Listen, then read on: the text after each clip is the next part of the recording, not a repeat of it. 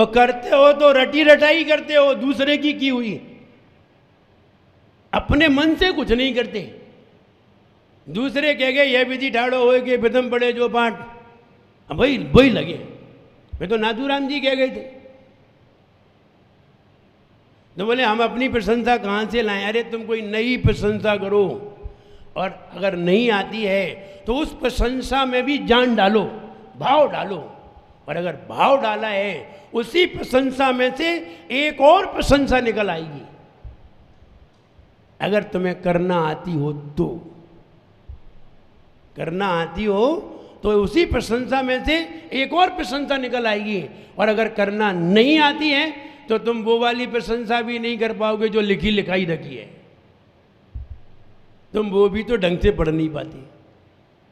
जे त्रिजग उद्यम नाशिकी ने मोह तिमिर माबली ती कर्म घाती ज्ञान दीप प्रकाश ज्योति प्रभावली। तुम्हें तो ढंग से इसकी भी प्रशंसा करना नहीं है, ये तो लिखी लिखाई रखी है, ये तो लिखी लिखाई रखी है। लिखी लिखाई रखी तो है, हम उसे समझ भी नहीं पाते कि क्या लिखा है। अब करोगे कैसे? इसलिए प्रशंसा करिए, जिसकी प्रशंसा करोगे वही तुम्हारे बस में हो जाएगा। तुम कभी किसी महिला की प्रशंसा करके देखो, वो महिला तुम्हारे ऊपर लट्टू हो जाए, चाहे भले ही वो दूसरे की सही। सही बात बता रहा हूं, गलत नहीं बता रहे। ये प्रशंसा के परिणाम है। तुम क्या कहते देखो, वो तो पीछे पड़ जाए तुम्हारे। तो कहने का मतलब ये, तुम किसी की भी प्रशंसा करो, ऐसा नहीं कि महिलाओं की, पुरुषों की भी प्रशंसा करो। उनसे तुम चाहे कुछ निकलवा लो जेब में से, लेकिन जेब से निकलवाना है तो प्रशंसा करिए। किसी की भी जेब से निकलवा सकते हैं। एक व्यक्ति मेरे पास आया और मुझे ही उसने पढ़ाया। देखो, बोला महाराज आपका वक्तामर सुनते हैं मन गदगद हो जाता है, और इतनी प्रशंसा की। फिर बोला महाराज वो आपके पास जो पेन है, हमें पेन चाहिए, हमने फटाक से दे दिया, ले गया वो। हम ये नहीं समझ पाए वो कैसे ले गया वो, बाद में समझ में आई। कहने का मतलब प्रशंसा करके हम व्यक्ति से कुछ भी ले सकते हैं, और प्रशंसा नहीं की है उसकी, अगर जेब की चीज लेनी है उसी की, तो बिना प्रशंसा के प्राप्त नहीं होती। बस हमें यही कहना है, भगवान के पास सम्यक दर्शन है, सम्यक ज्ञान है, सम्यक चारित्र है, तप है, अनंत गुण है। उनके गुण को हमें लेना है तो क्या करो? प्रशंसा करो। जिनकी ध्वनि है ओंकार रूप, निरक्षरमय महिमानूप, दशवष्ट महाभाषा समेत, लघु भाषा 7 शतक सुचेत। हम उनकी प्रशंसा कर रहे हैं। ये प्रशंसा से ही उनके गुण हमें प्राप्त हो जाते हैं। और यहाँ भी वही प्रशंसा की गई है। जरा चित्र में वो समोसरण है, और वो समोसरण की प्रशंसा की गई है। आइए पहले जाप देख लेते हैं। ओम ह्रीम रम नमो विठ्ठो सही पतनम, ओम ह्रीम रम नमो विठ्ठो सही पतनम। वे मुनि महाराज विष्टा माने मल, विष्टा माने हमारे पेट का मल, मल मूत्र जो होता है। तो वे मुनि महाराज जो आहार करते हैं और उनके शरीर से मलमूत्र होता है, लेकिन उनके शरीर का मलमूत्र भी औषधि बन जाता है। मलमूत्र भी कभी औषधि बनते हैं? बनते हैं कि नहीं बनते हैं? बनते हैं। अरे मुनिराज का छोड़ो, जानवरों के मलमूत्र आदमियों के काम आते हैं। जानवरों के मलमूत्र पुरुषों की औषधि बन जाते हैं। गाय का मूत्र औषधि बन जाता है। खाओ बाबा रामदेव की दवाइयाँ, उनमें वो प्रयोग करके बताते हैं, देखिए उस पर लिखा रहता है। तो कहने का मतलब ये है कि जब जानवरों के मलमूत्र औषधि बन जाते हैं, ये तो ऋषि हैं, और ये रिद्धिधारी ऋषि हैं, तपस्वी ऋषि हैं, इसलिए उनका मलमूत्र औषधि है, हर किसी का नहीं है।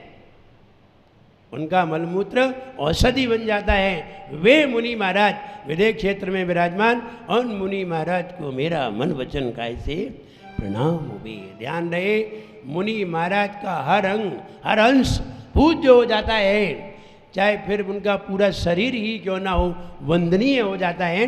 तो यहाँ तपस्या के बल पर वो मल मूत्र को भी औषधि बना देते हैं। वो नहीं बनाते हैं, बन जाता है। अभी आगे आएगा, वे मुनि महाराज अभी आगे आएंगे।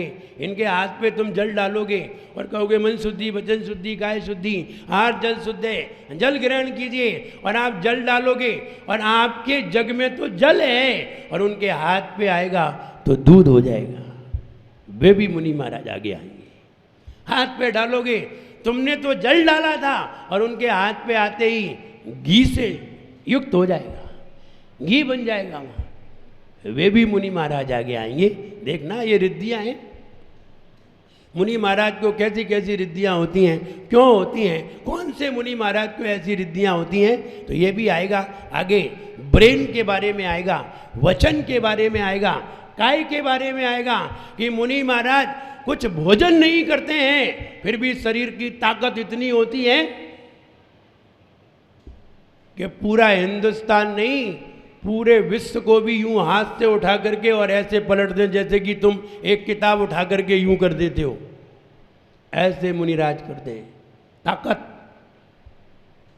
ये शक्ति भी आगे आएगी। इसके बाद ही एक दो छंद के बाद आएगी। तो ये ताकत कैसे प्राप्त होती है? तपस्या के बल पर। खा खा के ताकत नहीं होती, खा खा के तो ताकत और ख़त्म हो जाती है। ज़्यादा खा जाते तो उठते भी नहीं बनता। खा के ताकत नहीं आती, ताकत तो तपस्या के बल पर आती है। तो वे मुनि महाराज मन से बली हैं, वचन से बली हैं, काय से बली हैं। ये भी आगे आएगा। आइए चित्र में देखिए। चित्र में आदिनाथ भगवान विराजमान है। और आदिनाथ भगवान कौन सी अवस्था में है? खड़ी अवस्था में है कि बैठी अवस्था में? खड़ी अवस्था में। क्यों खड़े हैं? इसलिए इसमें चित्र में खड़े हुए हैं कि आदिनाथ भगवान जैसे ही स्टेप बाय स्टेप आगे जाते हैं, विहार करते हैं। एक संवत्सरण में उनकी दिव्य ध्वनि पूरी हो गई। 1 महीने रह लिया, 2 महीने रह लिया, सारी समाज को दिव्य ध्वनि सुना दी, सारी पब्लिक ने दिव्य ध्वनि सुन ली। अब आगे दूसरे नगर में जाते हैं तो विहार करते हैं। कैसे विहार करते हैं? आकाश में। कितने ऊपर? 10 किलोमीटर, इतनी ऊंचाई पर विहार करते हैं। और जितने श्रावक हैं जो समोसरण में बैठे हैं, वो किधर विहार करते हैं? वो कैसे विहार करते हैं? वो आकाश में विहार नहीं करते, वो जमीन पर विहार करते हैं। श्रावक जन नीचे चलते हैं और भगवान ऊपर चलते हैं। अंतर इतना है, भगवान के शरीर से एक तेज निकलता है, इस तरह का एक तेज निकलता है। उनकी रोशनी में सारे श्रावक लोग चलते हैं। बस विशेषता इतनी है, वे श्रावक उनकी रोशनी में चलते हैं। तो आगे अगर नदी आ जाए तो श्रावक कैसे जाएगा? भगवान तो ऊपर से चले जा रहे हैं, तो श्रावक कैसे जाएगा? बस विशेषता ये है, उसकी छाया में वो श्रावक चल रहा है, उनकी रोशनी में श्रावक चल रहा है। तो वो श्रावक अगर आगे नदी आ जाएगी तो नदी बिल्कुल प्लेन हो जाएगी, जमीन की तरह। पर्वत आ जाएगा तो पर्वत वहाँ से हट जाएगा, रास्ता देगा और फिर आगे जुड़ जाएगा। बोले ऐसा होता है? हाँ, ऐसा होता है। बात समझ में नहीं आती। अरे तुम्हारी समझ है ही कितनी जो तुम उनकी बात समझ सको। और उनकी बात समझ लेते तो तुम अच्छे खासे भगवान नहीं होते। हमारी समझ है ही कितनी, कुछ भी हमारी समझ नहीं है उनके सामने। हम उनकी बातों को समझ सकें, हम उनको जान सकें, इतनी हमारे अंदर क्षमता ही नहीं है। और जिसके अंदर है उस व्यक्ति को हम ज्ञानी कहते हैं, ये समझता है। ये सारी व्यवस्थाएं होती हैं। जब हमारे प्रधानमंत्री आते हैं और बीच में रोड पर एक टीला खड़ा हो 10 फीट का, और वहाँ से प्रधानमंत्री की गाड़ी निकलनी हो, तो बताइए क्या करते हैं लोग? टीले को ही हटा देते हैं, बुलडोजर लगा देते हैं, जेसीबी लगा देते हैं, और टीले को ही उखाड़ के रास्ता बनाने के लिए। ये तो प्रधानमंत्री हैं और वे तो 3 लोग के नाथ हैं। जब वे निकलते हैं तो हवाएं भी रुख बदल देती हैं, और जब वे निकलते हैं तो नदियां भी पानी का रुख बदल देती हैं, और पानी का रुख नहीं बदलती तो पानी रोक देती हैं, पहाड़ हट जाते हैं, पेड़ कभी सामने नहीं आते हैं, और पूरी रास्ता देते हुए वो विहार करते हैं। श्रावक वहाँ थकता नहीं है, भगवान आकाश में गमन करते हैं और श्रावक जमीन पर, उन्हीं के प्रकाश में। ये विशेषता है।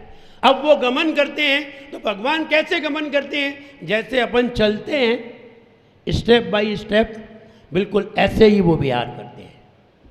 और जब वो विहार करते हैं तो विहार करने की एक विशेषता बताई है कि भगवान विहार करते हैं तो देवलोग क्या करते हैं बताइए। हम विहार करेंगे तो आप लोग क्या करेंगे? कुछ नहीं। कोई लोग पुष्प बरसाएंगे, कोई लोग जब आगमन होता है या विहार होता है पुष्प बरसाते हैं, पाँव धुलाते हैं, आरती करते हैं, और आगे आगे व्यवस्था करते जाते हैं। महाराज आगे जा रहे हैं और आगे कहीं साइकिलें खड़ी हैं अथवा कोई मोटरसाइकिल वाला खड़ा है तो क्या करते हैं? साइड से। बस ऐसे ही भगवान चलते हैं तो पवन कुमार के देव सामने से हवाओं का रुख बदल देते हैं, और आगे जो देव चलते हैं सब साइड से कर देते हैं। ये उनकी व्यवस्था है। और रिद्धिधारी मुनिराज चलते हैं और कहीं पहाड़ सामने आ जाए तो उन्हें किसी से कहने की जरूरत नहीं पड़ती, पहाड़ खुद ही अलग हो जाता है। किसी को करने की, वो जानते हैं ये तो कर नहीं सकते, ये पहाड़ को तो नहीं कर सकते, हमें ही घुमा दे। तो उन्हें किसी की भी जरूरत नहीं पड़ती। उनमें ये ताकत है कि जैसे ही आगे बढ़ते हैं तो पहाड़ अपने आप रास्ता दे देते हैं, कट जाते हैं, फिर बाद में फिर वैसे ही आ जाते हैं। तो ये प्रकृति की व्यवस्था कौन करता है ऐसा? देव लोग कुछ भी कर सकते हैं, ये देव लोग करते हैं। तो ये उनकी सेवा में है। सारे देव देवादि देव की सेवा में लग जाते हैं। और ये सब करते जब भगवान विहार करते हैं तो विहार करते हैं तो भगवान के पाँव के नीचे कमल लगे हुए होंगे। और ये कमल, अब इसमें तो 225 नहीं है, 15 कमल की एक कतार बनती है, 7 आगे 7 पीछे और एक बीच में, ऐसे 15 कमल की एक कतार बनती है। भगवान एक के बाद एक के ऊपर कदम रखते हुए आगे बढ़ जाते हैं। जब महाराज आए थे, जब महाराज आते हैं तो आप भी उनके चरणों के नीचे थाली लगा देते हैं, लगा देते हैं, थालियाँ बिछा देते हैं। महाराज आते हैं तो पाँव धुलाते जाते हैं, थाली में पैर रखिए। बस ऐसे ये भक्ति है। ऐसे ही वो देवगण भगवान जब विहार करते हैं तो उनके चरणों के नीचे स्वर्णमयी सोने के कमल बिछा देते हैं। देव लोग सोने के कमल बिछा देते हैं, और जिस पर भगवान एक बार कदम रख दें वो दोबारा यूज नहीं करते, उसको हटा देते हैं। बोले कहाँ फेंकते होंगे? तुम्हें सोने की चिंता है, तुम्हें ये चिंता नहीं है कि देखो वो यूज नहीं करते, तुम्हें तो ये चिंता है कहाँ फेंकते हैं। इसकी चिंता मत करो, ये देखो कि वो जहाँ कदम रखते हैं वहाँ स्वर्णमयी कमल लगाते हैं। ऐसे 15 कमल एक कतार में होते हैं और ऐसी कतार 15 होती हैं। 225 कमल भगवान के चरणों के नीचे बिछे होते हैं, स्वर्णमयी। कैसे? आइए चित्र में देखने के बाद हम पढ़ते हैं, अर्थ देखते हैं। उन्निद्र, उन्निद्र, निद्र माने निद्रा, उन माने जिनकी निद्रा खुल चुकी है। ऐसे कमल, कमल नींद में होते हैं तो कैसे होते हैं? यूं, और जब नींद से उठते हैं तो यूं। उन्निद्र, जिनकी निद्रा टूट चुकी है। नव, हेम, हेम माने स्वर्ण, सोने के, नव नए नए पंकज कमल। पुंज कांति, जिसमें से कांति निकल रही है। ऐसे स्वर्णमयी कमल, उन्निद्र खिले हुए स्वर्णमयी नए नए कमल, कांति युक्त। पर्युल्लसन, पर्युल्लसन माने परि माने चारों तरफ से, चारों तरफ से उल्लसन, ऊपर की ओर निकलती हुई किरणें। नखमयूख, और भगवान के नख से निकलने वाली किरणें। इधर भगवान के नख से भी तेज की किरणें निकल रही हैं और उधर स्वर्णमयी कमल में से किरणें निकल रही हैं, दोनों टकरा रही हैं। वो किरणें शिखा विरामऊ, शिखा विरामऊ, अग्रभाग से, यानी वो कमल के अग्रभाग से और भगवान के नख से, दोनों से किरणें निकल रही हैं स्वर्णमयी। पादऊ, जहाँ भगवान अपने दोनों चरण, पादऊ दोनों चरण, पदानी पद, तब माने आप, यत्र माने जहाँ, जनेन्द्र दत्ता, हे जनेन्द्र भगवान आप जहाँ जहाँ दोनों चरण रखते हैं, दत्ता धरते हैं, पद्मानी कमलों की, तत्र वहाँ विबुधा देवलोक परिकल्पयंती रचना कर देते हैं। हे भगवान आप जहाँ जहाँ विहार करते समय चरण कमल रखते हैं, जहाँ जहाँ दोनों चरण रखते हैं, वहाँ वहाँ देवलोक स्वर्णमयी कमल की रचना कर देते हैं। ये देवों की भक्ति है।